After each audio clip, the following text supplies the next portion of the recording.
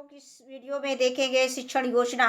इसमें सबसे पहले कलांश रहेगा। कलांश में 4 कॉलम रहेंगे। पहला कॉलम है दिनांक, दूसरा है कक्षा, तीसरा है विषय और चौथा है समय। कक्षा 4 और विषय संस्कृत पीयूषम और समय है 35 से 40 मिनट। और पहली हेडिंग है इसमें लर्निंग आउटकम। बच्चे संस्कृत में सूक्तियों को पढ़ते हुए उसके भाव को समझ कर बता लेते हैं। अगली हेडिंग आती है प्रकरण सूक्तयः, ये पाठ का नाम है। और तीसरी हेडिंग है सीखने सिखाने की सामग्री। इसमें हमने पाठ्य पुस्तक संस्कृत पीयूषम लिया है और दीक्षा ऐप का प्रयोग किया है। इसके बाद इसमें हम चार्ट ले सकते हैं, चार्ट में हम सूक्ति लिख सकते हैं। इसके बाद अगली हेडिंग है सीखने सिखाने की प्रक्रिया गतिविधियां। इसमें भी 4 कॉलम रहेंगे। पहला कॉलम है क्रम संख्या, दूसरा है चरण, तीसरा है समय और चौथा है आकलन के तरीके। इसमें शिक्षण वो चरण की जो पहली हेडिंग रहेगी शिक्षण की शुरुआत में, इसके लिए समय निर्धारित है 5 मिनट और सहभागिता व प्रतिक्रिया देकर बच्चों का आकलन करेंगे। शिक्षक बच्चों को सूक्तियों के संबंध में बताएंगे कि सूक्ति का अर्थ है सुंदर कथन।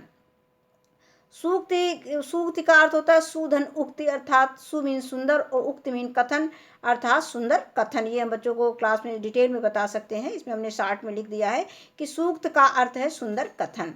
जैसे विद्या ददाति विनयम, ये सूक्ति हमको लिखा कहीं कहीं मिलता है। विद्या विनम्रता देती है। और इसके बाद सत्यमेव जयते, बच्चों को कोई भी कॉइन से नहीं, कोई भी सिक्का लेके दिखा सकते हैं, कोई नोट लेके दिखा सकते हैं कि इसमें ये बच्चों लिखा रहता है सत्यमेव जयते, इसका क्या अर्थ होता है। ये हम बच्चों को बताएंगे कि ये सूक्ति है, यानी ये एक अच्छा वाक्य है, सद्वाक्य है। तो हम इसमें ये सत्यमेव जयते का मतलब क्या होता है कि सत्य की ही विजय होती है। अब इसके बाद हम बच्चों से कहेंगे कि आज हम लोग संस्कृत में कुछ सूक्तियों के विषय में बात करेंगे या उसके बारे में पढ़ेंगे। तो इसके बाद आगे आता है, अगली हेडिंग आती है शिक्षण के मध्य में। इसमें जो है समय निर्धारित है 20 से 25 मिनट। सहभागिता व प्रतिक्रिया के द्वारा बच्चों का आकलन करेंगे। शिक्षक बच्चों को अपनी पाठ्य पुस्तक संस्कृत पीयूषम में पृष्ठ संख्या 32 पर एकादशः पाठ सूक्तयः नामक पाठ खोलने को कहेंगे। इसके आगे देखेंगे शिक्षक उक्त सूक्त का वाचन करेंगे। बच्चे उक्त सूक्तियों के शब्दों पर उंगली फेरते हुए उसे दोहराएंगे। इसके बाद शिक्षक बच्चों को सूक्तियों का अर्थ बताएंगे। अब अगली हेडिंग आती है हिंदी अनुवाद। इसमें हम हिंदी अनुवाद बच्चों को हिंदी अनुवाद बताएंगे। तो हिंदी अनुवाद हमने संस्कृत और हिंदी दोनों में लिख दिया है। आचारः परमो धर्मः, सदाचरण अर्थात अच्छा आचरण सबसे बड़ा धर्म है। विद्या ददाति विनयम, विद्या विनम्रता देती है। विद्या धनम सर्वधनम प्रधानम, विद्या धन सब धनों में प्रधान होता है। और सत्यमेव जयते, सत्य ही जीतता है। विद्वान सर्वत्र पूजते, विद्वान सब जगह पूजा जाता है। इसके बाद अगली सूक्ति है लोभ पापस्य कारणम, लोभ पाप का कारण होता है, लोभ पाप का कारण है। मार्त देवो भव, माता देवता तुल्य होती है।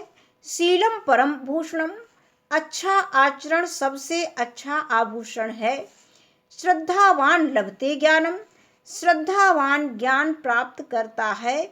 इसके बाद अगली सूक्ति है सर्वे भवन्तु सुखिनः, सब सुखी हूँ।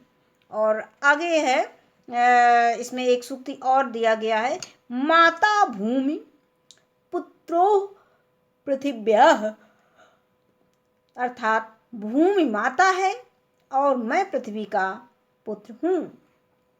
इसके बाद अगली हेडिंग आती है गा शिक्षण के अंत में।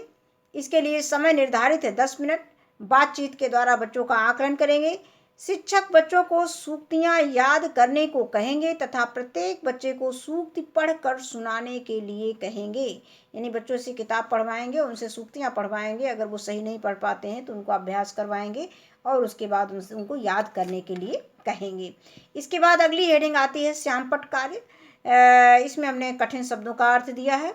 सत्यमेव मीन सत्य ही, शीलम मीन आचरण और सर्वत्र मीन सभी जगह, विनयम मीन विनम्रता और लभते मीन प्राप्त करना, पृथिव्यः मीन पृथ्वी का, सुखिनः मीन सुखी। इसके बाद शिक्षक बच्चों को उपयुक्त शब्दार्थ अपनी कॉपी पर लिखने को कहेंगे। और इसके बाद अगली हेडिंग 5वीं हेडिंग आती है प्रदत्त कार्य गृह कार्य असाइनमेंट। इसके लिए समय निर्धारित है 5 मिनट। शिक्षक बच्चों को अपनी कॉपी पर सूक्तियाँ घर से लिख कर लाने को कहेंगे। इसके बाद अगली हेडिंग आती है, अंतिम हेडिंग जो रहती है शिक्षण योजना की, वो है कक्षा शिक्षण के दौरान बच्चों के आकलन व फीडबैक में आई कठिनाइयों को ध्यान में रखकर शिक्षक आगामी कार्य योजना का निर्माण करेंगे। और इसमें जो है अगली जो कार्य योजना हमारी रहेगी वो है अभ्यास प्रश्न हल करवाएंगे। धन्यवाद।